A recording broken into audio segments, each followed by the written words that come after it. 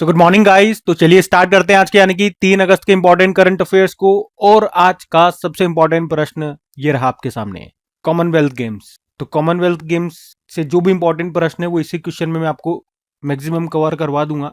क्या है देखो, पहले प्रश्न पढ़ते हैं। तो राष्ट्रमंडल खेल कॉमनवेल्थ गेम्स 2026 में महिलाओं के 48 किलोग्राम जूडो वर्ग में, यानी कि जूडो का जो खेल होता है उसमें स्वर्ण पदक किसने जीता है? तो इसका तो सही उत्तर हो जाएगा अस्मिता डे। पहले इस प्रश्न को कवर करते फिर आपको सब कुछ बताता हूँ। तो अस्मिता डे अभी जो कॉमनवेल्थ गेम्स हो रहे थे उसमें इन्होंने इतिहास रच दिया। कैसे? उन्होंने महिलाओं के 48 किलोग्राम जूडो वर्ग में फाइनल में कनाडा की हेइडी क्वाच को हरा करके यहाँ पे गोल्ड जीता है। तो प्रश्न इंपॉर्टेंट क्यों है ये बताओ। प्रश्न इसलिए इंपॉर्टेंट है क्योंकि कॉमनवेल्थ गेम्स के इतिहास में जूडो खेल में गोल्ड मेडल जीतने वाली वो पहली भारतीय खिलाड़ी बन गई हैं। इसी के साथ मैंने एक और प्रश्न ऐड किया है, वो भी पढ़ो।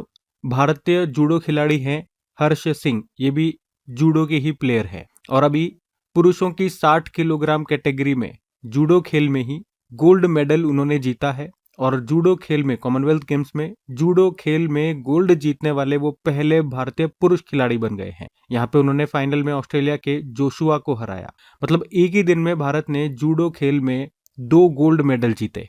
ठीक है, एक महिला ने एक पुरुष ने। महिला में कौन? अस्मिता डे। और पुरुष में कौन? हर्ष सिंह। ठीक है, तो ये अच्छा प्रश्न रहेगा।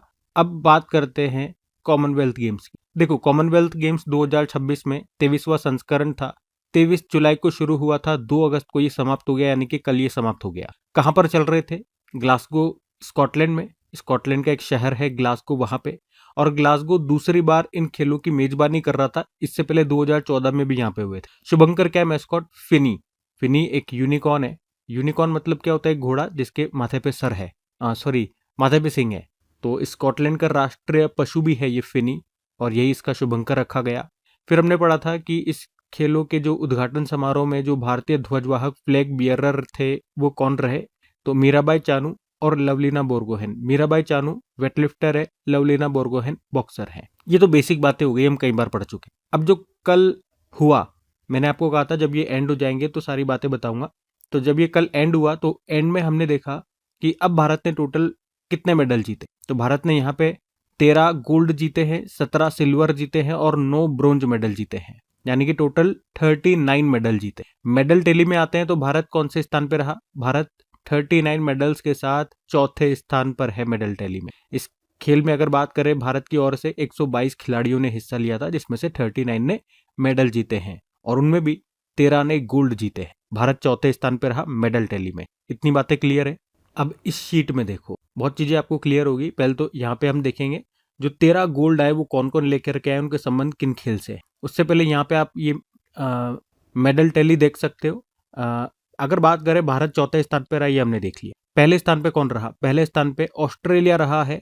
ऑस्ट्रेलिया ने टोटल 171 मेडल जीते हैं, जिसमें से 70 गोल्ड है, 45 सिल्वर है और 56 ब्रोंज मेडल है। दूसरे स्थान पे इंग्लैंड है, तीसरे पे कनाडा है, भारत चौथे स्थान पे रहा है। ठीक है। अच्छा, ये जो हमने टोटल 39 मेडल जीते हैं ना, उस पर भी मैंने आपको बताया है कि किन किन खेलों में हमारे पास कौन कौन से मेडल आए। तो सबसे ज्यादा जो हमारे पास मेडल आए ना वो मुक्केबाजी में आए हैं, टोटल 10 मेडल। और उसमें भी बड़ी बात यह है कि 10 में से 7 हमारे पास गोल्ड मेडल आए हैं मुक्केबाजी में, 3 सिल्वर है और ब्रोंज तो एक भी है ही नहीं। एथलेटिक्स में 5 हमारे पास सिल्वर आए हैं, 5 ब्रोंज हैं। वेट लिफ्टिंग में 1 गोल्ड आया जो मीराबाई चानू लेकर के आई, बाकी 6 सिल्वर है, 1 ब्रोंज है। पैरा एथलेटिक्स में भी अच्छा रहा, टोटल 6 मेडल इस बार आए, 3 गोल्ड है, 2 सिल्वर, 1 ब्रोंज। जूडो में जो आज हमने प्रश्न देखा, 2 गोल्ड लेकर के आए वो खिलाड़ी, है ना। बाकी 1 सिल्वर, 1 ब्रोंज भी है। और पैरा पावर लिफ्टिंग में भी 1 मेडल आया हमारे पास जो कि ब्रोंज है। ठीक है, तो हमारे पास जितने ही मेडल आए उसको भी मैंने यहाँ पे डिवाइड करके बता दिया कि किन खेलों में कौन कौन से मेडल आए। बाकी जो 13 गोल्ड है वो एक बार नाम जरूर देख लेने चाहिए हमें। देख लो, मीराबाई चानू, किस खिलाड़ी का संबंध किस खेल से है वो भी मैंने लिख दिया। भारोत्तोलन वेटलिफ्टर। अस्मिता डे और हर्ष सिंह आज ही हमने पढ़ा जूडो।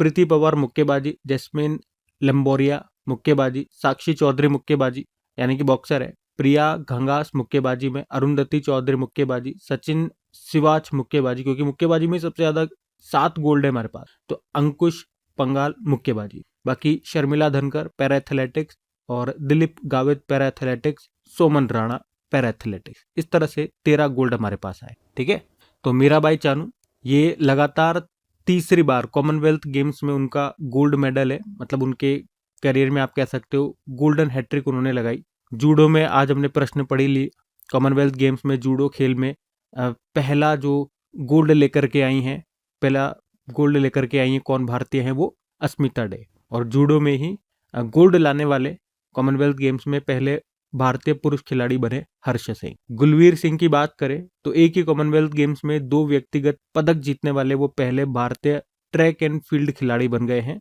10,000 मीटर के रेस में सिल्वर लेकर के आए और 5,000 मीटर में ब्रोंज लेकर के आए। एक तेजस्विन शंकर की बात करें, डेकाथलॉन में भारत के पहले कॉमनवेल्थ पदक विजेता ये बने।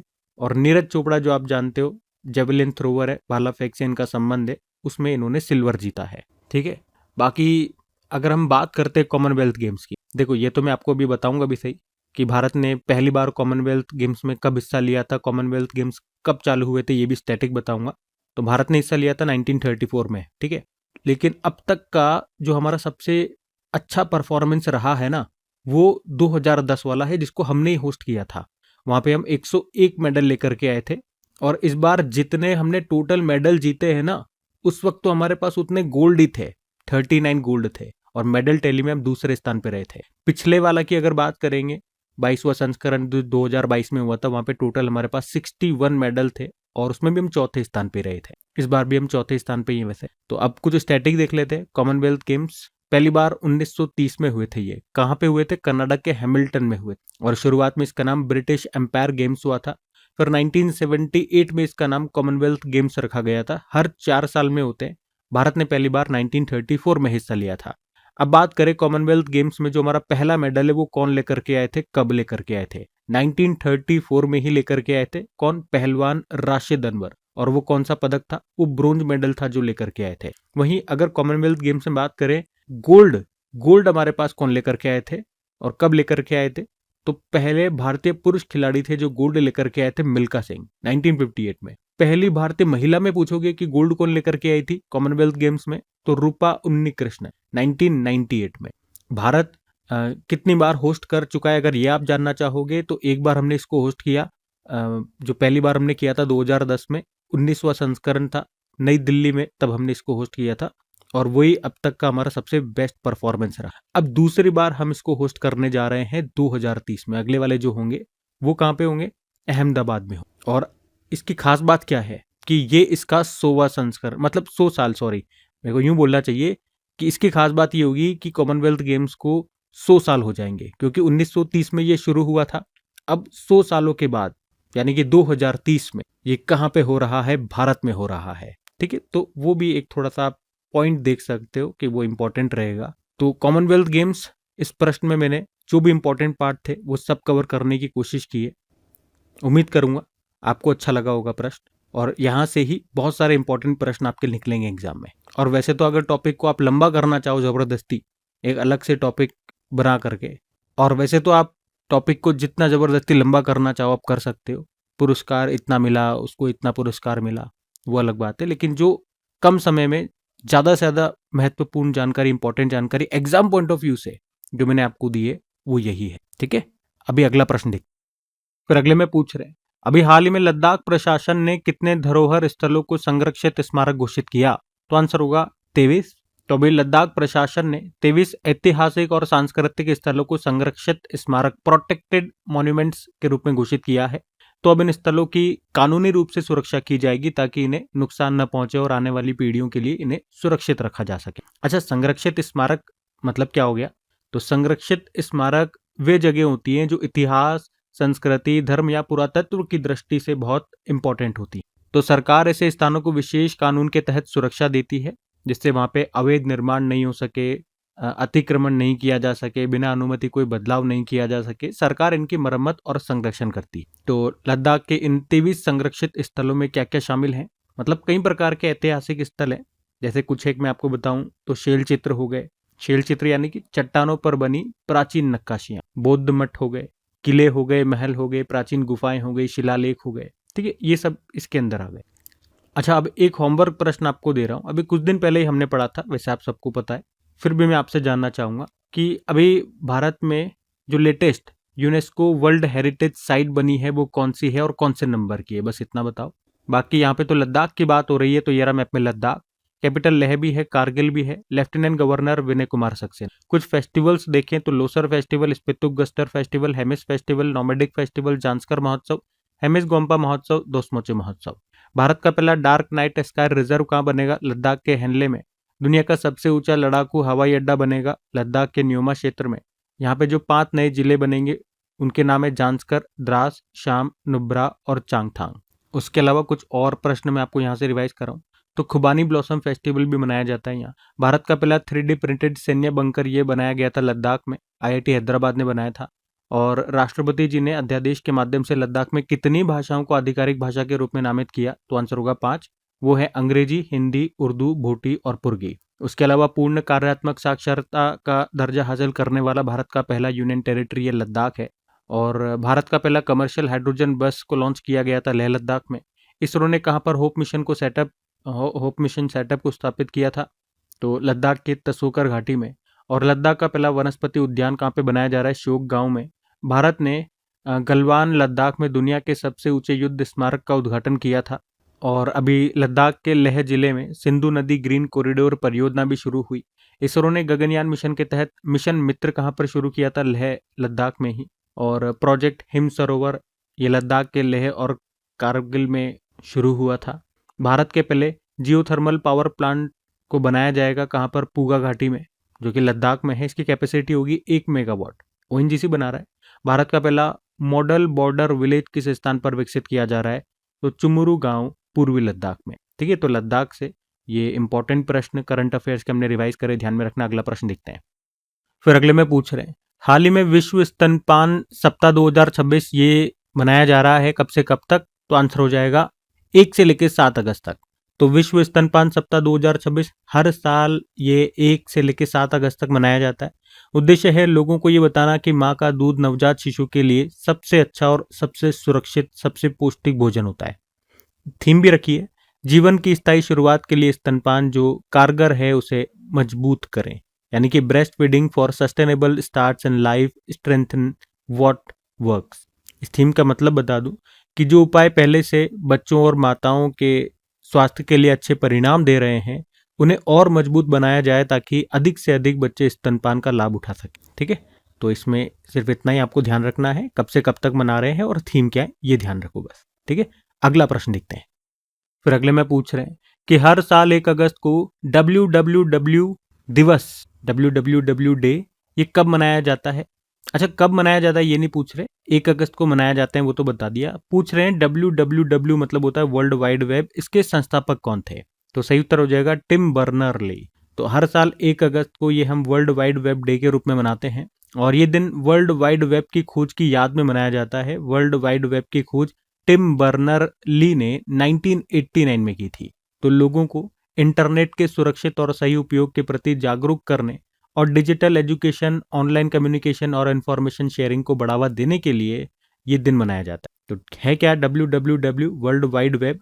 तो ये एक इंफॉर्मेशन सिस्टम है जिससे आप इंटरनेट पर इंफॉर्मेशन को एक्सेस कर सकते हो और इंफॉर्मेशन को शेयर कर सकते हो। वर्ल्ड वाइड वेब इंटरनेट पर उपलब्ध वेब पेजेस का एक विशाल नेटवर्क है, अगर एक लाइन में कहूँ तो इसका ये मतलब हो गया। इसकी मदद से आप वेबसाइट, न्यूज़, वीडियोज़, इमेजेस और ऑनलाइन इंफॉर्मेशन देख सकते हैं। जब हम इंटरनेट यूज़ करते हैं तो हम वेब पेजेस को ही यूज़ कर रहे होते हैं। अच्छा, वैसे 1 अगस्त को केवल यही दिवस नहीं होता, 2-3 दिवस होते हैं। एक तो राष्ट्रीय पर्वतारोही दिवस भी होता है, नेशनल माउंटेन क्लाइंबिंग डे, और ये वर्ल्ड वाइड वेब डे हो गया। और 1 अगस्त को वर्ल्ड लंग्स कैंसर डे के रूप में भी मनाया जाता है। ठीक है, तो 1 अगस्त को ये तीनों दिवस आप ध्यान रखेंगे। ठीक है, अगला प्रश्न देखते हैं। फिर अगले में पूछ रहे हैं कि महाराष्ट्र राज्य फिल्म पुरस्कार 2025 में राज कपूर स्पेशल कंट्रीब्यूशन अवार्ड के लिए किसे चुना गया? तो आंसर होगा रानी मुखर्जी को। तो महाराष्ट्र सरकार के department of tourism and cultural affairs ने महाराष्ट्र स्टेट फिल्म अवार्ड्स 2025 के विजेताओं की घोषणा की है। इसमें राज कपूर स्पेशल कंट्रीब्यूशन अवार्ड के लिए रानी मुखर्जी को चुना गया है। रानी मुखर्जी को ये अवार्ड इंडियन सिनेमा में उनके महत्वपूर्ण और लंबे समय तक जो उनका योगदान रहा फिल्म इंडस्ट्री में, उसके लिए इनको ये अवार्ड दिया जा रहा है। आपको याद दिला दूं, अभी जो 71 नंबर का नेशनल फिल्म अवार्ड्स का आयोजन हुआ था 2025 वाला, उसमें मिसेस चैटर्जी वर्सेस नॉर्वे के लिए बेस्ट एक्ट्रेस का अवार्ड इन्हीं को मिला था। मतलब नेशनल फिल्म अवार्ड उन्होंने जीता था बेस्ट एक्ट्रेसेस का, बेस्ट एक्ट्रेसेस के लिए, सर्वश्रेष्ठ अभिनेत्री के लिए, और ये उनका पहला नेशनल फिल्म अवार्ड था। रानी मुखर्जी की हम बात कर रहे हैं। तो कौन सा अवार्ड मिल रहा है उनको यहाँ पे? Raj Kapoor special contribution award. अच्छा, इसी तरह से एक और याद रखना, Raj Kapoor lifetime achievement award किसको दिया जा रहा है? सलीम खान को दिया जा रहा है। तो राज कपूर स्पेशल कंट्रीब्यूशन अवार्ड की हम बात करें, महाराष्ट्र सरकार के द्वारा दिया जाने वाला एक प्रतिष्ठित सम्मान है जिसकी शुरुआत हुई थी 2009 में। तो महाराष्ट्र स्टेट फिल्म अवार्ड्स 2025 जहां पे ये अवार्ड्स दिए जा रहे हैं, उसकी बात करें तो ये मराठी सिनेमा के प्रेस्टिजियस अवार्ड्स में से एक है जिन्हें गवर्नमेंट ऑफ महाराष्ट्र सरकार के द्वारा मराठी लैंग्वेज की जो फिल्में होती हैं और जो आर्टिस्ट होते हैं उनको ये दिया जाता है। पहली बार 1963 में दिया गया था। ठीक है, तो ये अवार्ड्स थे। अब अवार्ड्स की ही बात है तो चलो कुछ और भी महत्वपूर्ण अवार्ड्स मैं आपको रिवाइज करवाता हूँ। एक हमने पढ़ा था, 2 भारतीय सैनिक थे, लांस हवलदार हरभजन सिंह और नायब सूबेदार सुजीत कुमार प्रधान। इनको संयुक्त राष्ट्र द्वारा मरणोपरांत डैग हैमरस्कॉल्ड पदक दिया जाएगा। तमिलनाडु के पोलाची के किसान हैं वल्लुवन, इनको संयुक्त राष्ट्र के खाद्य और कृषि संगठन फूड एग्रीकल्चर ऑर्गेनाइजेशन ने मृदा किसान नायक पुरस्कार से सम्मानित किया। सऊदी अरब में भारतीय हज मिशन को पहली बार 2 प्रतिष्ठित लब्बेतुम अवार्ड दिए गए। और अर्थ प्राइज 2026 यह भी 3 भारतीयों को दिया गया था, विमान छाचरिया, एरियाना अग्रवाल, अव्याना मेहता।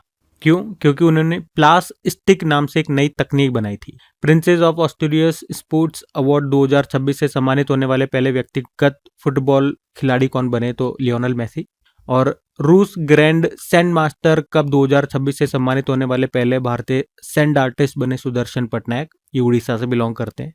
पीएम मोदी अभी स्लोवाकिया गए थे तो वहां का राष्ट्र सम्मान लेकर के आए जिसको कहते हैं order of the white double cross. और बिहार क्रिकेट एसोसिएशन के जो अध्यक्ष हैं हर्षवर्धन, इनको ब्रिटेन की संसद के हाउस ऑफ लॉर्ड्स में ग्लोबल प्रेस्टीज अवार्ड मिला। सुनील भारती मित्तल को 2026 US India strategic partnership forum leadership award से सम्मानित किया गया। पीएम मोदी को इंडोनेशिया का सबसे बड़ा नागरिक सम्मान बिंटांग आदिपुर्ना दिया गया। त्रिनिदाद के लेखक हैं जमीर नजीर, इन्होंने अपनी novel the serpent in the groove के लिए 2026 का कॉमनवेल्थ शॉर्ट स्टोरी प्राइज जीता। और अहमदाबाद के आचार्य रणछोड़ लाल गोस्वामी को उस्ताद बिस्मिल्लाह खान युवा पुरस्कार 2025 के लिए चुना गया। ठीक है, तो ये सारे इंपॉर्टेंट अवार्ड्स हैं, ध्यान में रखना। अगला प्रश्न देखते हैं। फिर अगले में पूछ रहे हैं कि भारत में रेयर अर्थ एलिमेंट के लिए एक्सप्लोरेशन लाइसेंस देने वाला पहला राज्य कौन सा बन गया? तो सही उत्तर हो जाएगा राजस्थान। तो राजस्थान ये भारत का पहला राज्य बन गया है जिसने दुर्लभ पृथ्वी तत्व रेयर अर्थ एलिमेंट खोदने के लिए अन्वेषण लाइसेंस जारी किया है। क्या मतलब हो गया इसका? तो अन्वेषण लाइसेंस यानी कि एक्सप्लोरेशन लाइसेंस का मतलब है कि सरकार किसी संस्था को किसी क्षेत्र में खनिजों की खोज यानी कि सर्वे करे, वो जांच करे, उसके अनुमति दे रही है। मतलब ऐसा नहीं है वो माइनिंग करेंगी, वो वहाँ पे खुदाई करने वाली है, बल्कि वो ये पता लगाएंगी कि वहाँ पर कितनी मात्रा में खनिज मौजूद है। ये उसके लिए लाइसेंस, खुदाई करने के लिए नहीं है, माइनिंग करने के लिए नहीं है। और ये लाइसेंस मिला कैसे? Central mine planning and design institute limited को ये लाइसेंस दिया गया है। अच्छा, कहाँ पर करेंगे ये जांच वगैरह रेयर अर्थ एलिमेंट के लिए? तो बालोतरा जिले के पचपदरा तहसील में और जोधपुर जिले के शेरगढ़ तहसील में, ये 2 स्थान। ठीक है, तो प्रश्न इसीलिए इंपॉर्टेंट है कि भारत का पहला राज्य बन गया है राजस्थान जिसने रेयर अर्थ एलिमेंट्स की खोज के लिए अभी एक्सप्लोरेशन लाइसेंस जारी किया है। अच्छा, बात करें यहाँ पे कौन कौन से रेयर अर्थ एलिमेंट्स मिले हैं। तो भूवैज्ञानिक सर्वे में इन तत्वों के मिलने के संकेत मिले थे, तो वो हैं लेंथनम, सेरियम, प्रेजियोडाइमियम और नियोडाइमियम। रेयर अर्थ एलिमेंट्स क्या होते हैं? ये ऐसे खास खनिज हैं जिनका उपयोग आधुनिक तकनीक में होता है, जैसे इलेक्ट्रिक व्हीकल्स में होता है, सोलर और जो पवन ऊर्जा होती है उनमें, डिफेंस एंड एरोस्पेस में, सेमीकंडक्टर और इलेक्ट्रॉनिक्स में इनका उपयोग होता है। बाकी राजस्थान की यहाँ बात हो रही है, ऐसा करने वाला राजस्थान पहला राज्य बना है ना। तो ये रहा मैप में राजस्थान। कैपिटल जयपुर हो गई है, मुख्यमंत्री भजनलाल शर्मा और गवर्नर हरिभाऊ बागड़े है। और यहाँ का राजकीय पशु चिंकारा हो गया, ऊंट भी है। राजकीय पक्षी गोडावण हो गया यानी ग्रेट इंडियन बस्टर्ड। राजकीय पुष्प रोहिड़ा हो गया। राजकीय वृक्ष है खेजड़ी। बाकी रणथंबोर टाइगर रिजर्व है, Sariska tiger reserve, Mukundra tiger reserve, Ramgarh Vishdhari tiger reserve है, धौलपुर करौली टाइगर रिजर्व है। अगर मैं पूछूं कि भारत में सबसे बड़ी अंतर्देशीय इनलैंड सॉल्ट वाटर लेक ये आपको राजस्थान में मिलेगी, वो है सांबर लेक। और जो चिल्का लेक आप कहते हैं उड़ीसा वाली, वो भारत की सबसे बड़ी खारे पानी की लगून झील। कुछ करंट अफेयर्स के प्रश्न मैं आपको रिवाइज करा रहा हूँ यहाँ। अच्छा, ये आज मत देखना कि आज का वीडियो बहुत लेंथी हो गया है। जैसे मैं डेली जनरली पढ़ाता हूँ आपको, ये उसी साइज का बनता है। मतलब मेरा जो पढ़ाने का तरीका रहता है वो अपने आप ही वीडियो 20 से 30 मिनट के बीच में ही बनता है। मैं ऐसा कोई टाइम देख के तो बताता नहीं हूँ कि मुझे 22 मिनट का ही बनाना है या 26 मिनट का ही बनाना है।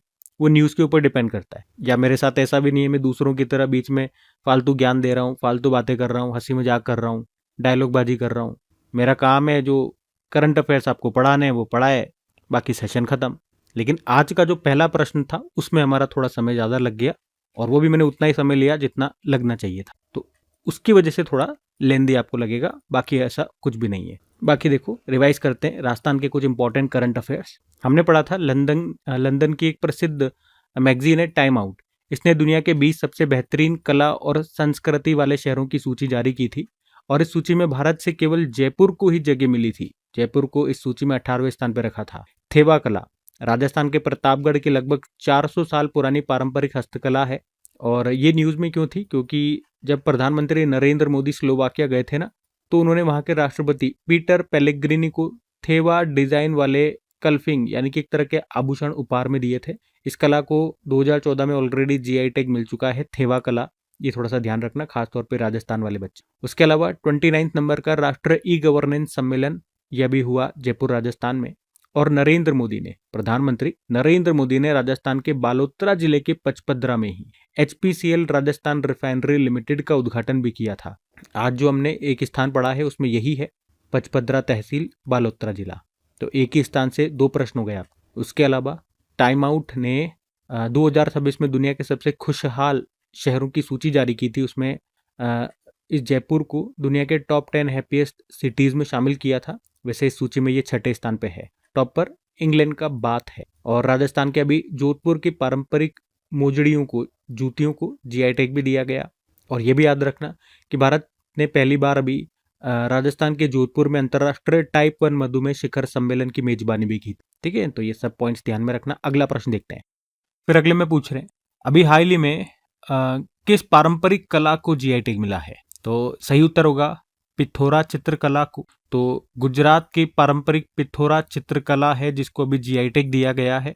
तो पिथौरा चित्रकला की बात करते हैं। ये राठवा, भीलला और नायक जनजातियों की पारंपरिक भित्ति चित्रकला है। भित्ति चित्रकला मतलब दीवारों पर जो उकेरी जाती है। इसे केवल सजावट के लिए नहीं बल्कि धार्मिक और सांस्कृतिक अनुष्ठानों के लिए भी बनाया जाता है। ये चित्र घर की दीवारों पर बाबा पिथौरा की पूजा के अवसर पर बनाए जाते हैं।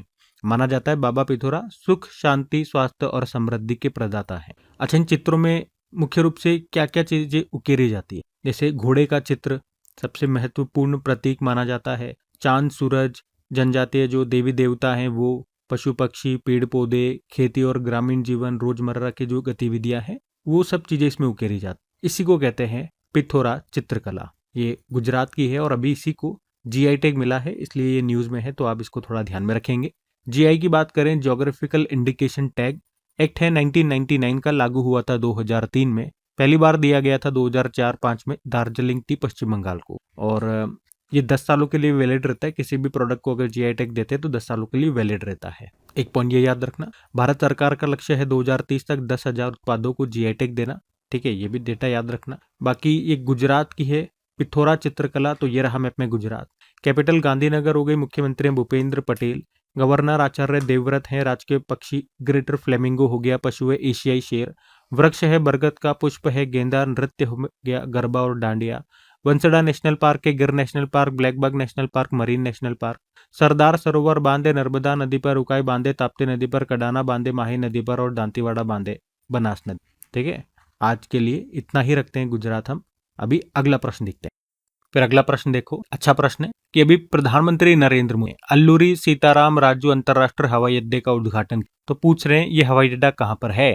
तो आंसर होगा आंध्र प्रदेश में। तो अभी 1 अगस्त को ही प्रधानमंत्री नरेंद्र मोदी ने आंध्र प्रदेश के विजयनगरम जिले के भोगपुरम में जो ये अल्लूरी सीताराम राजू अंतर्राष्ट्रीय हवाई अड्डा बना है, अभी इसका उद्घाटन किया है। इसको 5,000 करोड़ रुपए की लागत से इसका निर्माण किया गया है और इसकी क्षमता कितनी है? 60 लाख यात्रियों की क्षमता है, इतनी संभाल सकता है। अच्छा, ये हवाई अड्डे का नाम किनके नाम पे रखा गया? अल्लूरी सीताराम राजू के नाम पे रखा गया। वे ब्रिटिश शासन के खिलाफ आदिवासी आंदोलन के महान स्वतंत्रता सेना। अच्छा, इस उद्घाटन के साथ ही प्रधानमंत्री नरेंद्र मोदी ने आंध्र प्रदेश में 17,900 करोड़ से अधिक की विभिन्न विकास परियोजनाओं को किया है। अच्छा, जब उन्होंने यहाँ पे इस हवाई अड्डे का उद्घाटन किया था ना, तो उस दौरान 13,000 से ज्यादा आदिवासी महिलाओं और छात्राओं ने मिलकर के एक साथ डिम्सा नृत्य किया। तो ये डिम्सा नृत्य अभी चर्चा में है क्योंकि एक साथ इतनी महिलाओं ने मिलकर के, आदिवासी महिलाओं और छात्राओं ने नृत्य का आयोजन किया और इसी शानदार प्रस्तुति को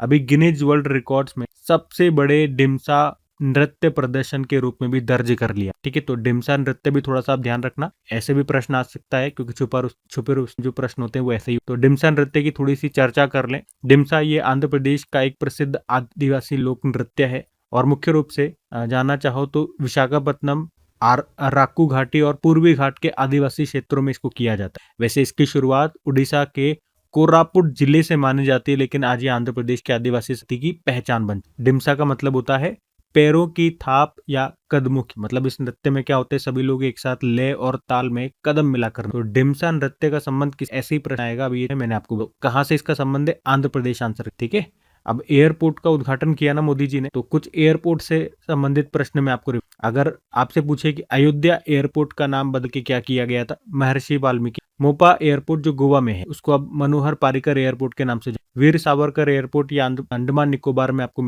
अंडमान निकोबार की कैपिटल पोर्ट ब्लेयर, वैसे पोर्ट ब्लेयर का नाम बदल दिया गया है, श्री विजयपुरम अब उसको कहते हैं। और चंडीगढ़ एयरपोर्ट, इसका नाम बदलकर शहीद सिंह जी के नाम पे कर दिया। सुभाष चंद्र बोस कोलकाता में है। लाल बहादुर शास्त्री एयरपोर्ट वाराणसी में, जेवर एयरपोर्ट नोएडा में, बाबा साहब अम्बेडकर एयरपोर्ट नागपुर में, केम्पेगौड़ा एयरपोर्ट बेंगलुरु में, Chaudhary Charan Singh airport Lucknow, Jayaprakash Narayan international airport Patna Bihar. Pune airport का नाम बदल के जगत गुरु संत श्रेष्ठ तुकाराम महाराज के नाम पर रखा। बेगमपेट हवाई अड्डा ये हैदराबाद में है और आदमपुर एयरपोर्ट पंजाब में है, इसका नाम गुरु रविदास जी के नाम पे रखा। एक हमने पढ़ा था पाक्योंग हवाई अड्डा, इसका नाम बदलकर त्रिलोचन पोखरेल हवाई अड्डा कर दिया। ये सिक्किम का एकमात्र और भारत का 100वां चालू हवाई अड्डा। अच्छा, तमिलनाडु के मदुरै हवाई अड्डे को भारत सरकार ने अंतरराष्ट्रीय अड्डे का दर्जा, तो ये भी ध्यान। ठीक है, और वैसे नागरिक उड्डयन मंत्री कौन है हमारे? राम मोहन। ठीक है, अगला प्रश्न देखिए।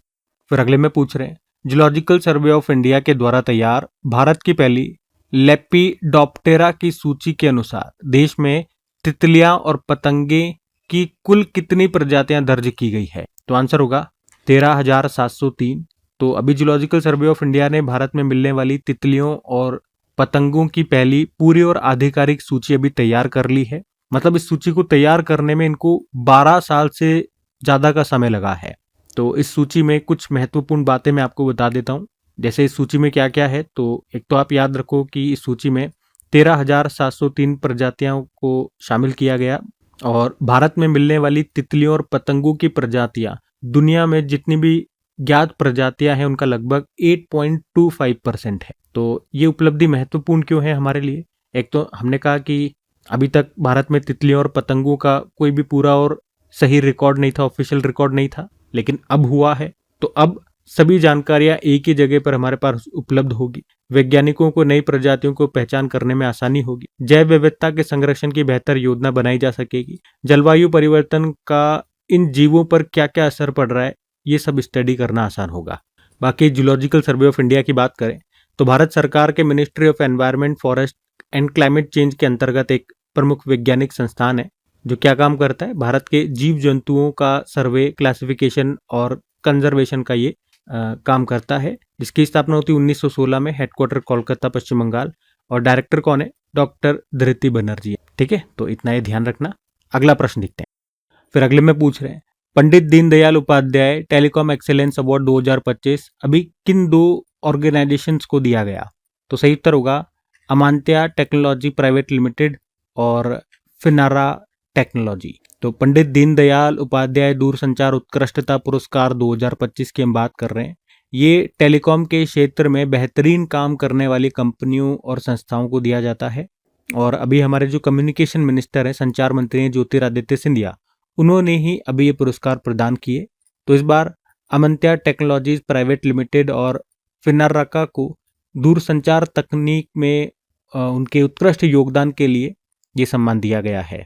ठीक है, इस पुरस्कार को देने का उद्देश्य क्या है कि दूरसंचार क्षेत्र में नई तकनीक और नवाचार यानी कि इनोवेशन को बढ़ावा देना, भारत के डिजिटल नेटवर्क और संचार व्यवस्था को और मजबूत बनाना और ऐसी कंपनियों को सम्मानित करना जो देश में आधुनिक दूर संचार तकनीक विकसित करने में योगदान दे रही है। ठीक है, तो तीनों की हम बात कर लेते हैं। पहले पुरस्कार की बात करते हैं। पंडित दीनदयाल उपाध्याय दूरसंचार उत्कृष्टता पुरस्कार। ये पुरस्कार भारत सरकार के दूरसंचार विभाग के द्वारा टेलीकॉम क्षेत्र में बेहतरीन काम करने वालों को दिया जाता है। ये हमने पढ़ी लिया। उद्देश्य है दूरसंचार में नवाचार यानी कि इनोवेशन, स्किलिंग और स्वदेशी तकनीक और डिजिटल संचार को बढ़ावा देना। इसमें कितनी पुरस्कार राशि मिलती है? तो 2 लाख रुपए। उसके अलावा जो 2 कंपनियां हैं, 2 ऑर्गेनाइजेशन हैं, एक तो अमांत्या टेक्नोलॉजी प्राइवेट लिमिटेड, तो आप कहोगे ये भारतीय प्रोडक्ट इंजीनियरिंग, सिस्टम इंटीग्रेशन और सॉफ्टवेयर डेवलपमेंट कंपनी है जो स्थापित हुई थी 2018 में। हेडक्वार्टर इसका गुरुग्राम हरियाणा में है। इसके सीईओ और सह संस्थापक हैं अनुराधा गुप्ता। और जो दूसरी है वो है फिनारा टेक्नोलॉजी। ये भारत की एक फिनटेक स्टार्टअप कंपनी है। ये डिजिटल बैंकिंग और ऑनलाइन वित्तीय सेवाओं पर काम करती है। ये स्थापित हुई थी 2019 में। इसका मुख्यालय चेन्नई तमिलनाडु में है। और इसके संस्थापक कौन है? काली राजेंद्रन और शोभाना उदयशंकर। ठीक है, तो ये भी मैंने आपको बता दिया। तो बाकी ये थी आज की हमारी करंट अफेयर्स की क्लास। कमेंट करके जरूर बताना सेशन आपको कैसा लगा। अच्छा लगे तो प्लीज इसे अपने दोस्तों के साथ में स्टडी ग्रुप में एक बार शेयर जरूर कीजिएगा। वीडियो को लाइक नहीं करा तो लाइक जरूर करना और अपने इस चैनल को सपोर्ट जरूर करना। बाकी कल मैंने वीकली करंट अफेयर्स का वीडियो बना करके अपलोड किया था। संडे था, संडे अपने वीकली के लिए रखा है। तो वीकली अगर आपने नहीं देखा तो वीकली जरूर देखिए ताकि पूरे सप्ते में जो आपने पढ़ा है वो सारा आपका रिवाइज हो जाए। वहां से जो जो इंपॉर्टेंट प्रश्न बन रहे हैं वो सारे मैं आपको वीकली में रिवाइज करा रहा हूँ। तो रिवीजन के लिए अपना संडे फिक्स कीजिए क्योंकि रिवीजन बहुत ज़रूरी है। रिवीजन नहीं करो तो सब पढ़ना बेकार है। और जिनको वीकलीज पसंद आ रहे हैं, जो कमेंट में लिखते भी हैं कि हाँ इसे कंटिन्यू रखिए, जारी रखिए, वो सब मैं बात आपकी समझता हूँ। लेकिन प्लीज़ आप इसे सपोर्ट भी कीजिए क्योंकि आपके सपोर्ट के बिना हम इसे कंटिन्यू कैसे रखेंगे, आप खुद ही बताइए। बाकी पीडीएफ और क्विज मैं आपको बताता ही हूँ डेली। आपको मिल जाती है प्रैक्टिस के लिए क्विज वगैरह, पीडीएफ मिल जाती है अपनी क्रिक एग्जाम एप्लीकेशन में, जिसका लिंक नीचे डिस्क्रिप्शन बॉक्स में गिवन है। बाकी चलो अभी कल के करंट अफेयर्स का हम क्विक रिवीजन कर लेते हैं और सेशन एंड करते हैं। तो कल क्या पूछा था? पहला प्रश्न था कि पर्यावरण प्रदर्शन सूचकांक में पहले स्थान पे कौन रहा? तो आंसर होगा एस्टोनिया। फिर पूछा था केंद्रीय गृह मंत्रालय के अनुसार वर्ष 2025 में सर्वाधिक E0FIR किस केंद्र शासित प्रदेश में दर्ज हुई? तो आंसर होगा दिल्ली।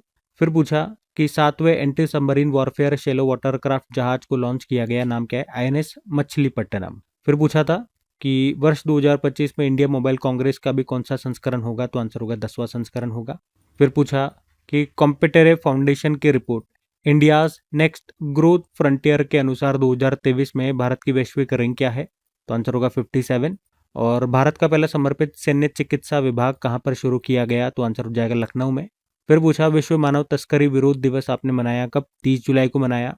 और 16वीं हॉकी इंडिया जूनियर पुरुष राष्ट्रीय चैंपियनशिप 2026 कहाँ पर हुई? कोयम्बटूर तमिलनाडु में। फिर पूछा था 2026 में बेसल 3 अनुरूप 81 परपेचुअल बॉन्ड जारी करने वाला पहला भारतीय बैंक कौन सा बन गया? तो आंसर होगा स्टेट बैंक ऑफ इंडिया। बाकी चलो अभी कल का हम होमवर्क प्रश्न भी देख लेते हैं और सेशन एंड करते हैं। फिर तो कल पूछा था कि भारत में माइक्रोन की सेमीकंडक्टर ATMP सुविधा कहाँ पर स्थापित की? तो सही उत्तर होगा गुजरात। आप सभी ने प्रश्न का बिल्कुल सही उत्तर दिया। अब ये आज का आपका होमवर्क प्रश्न।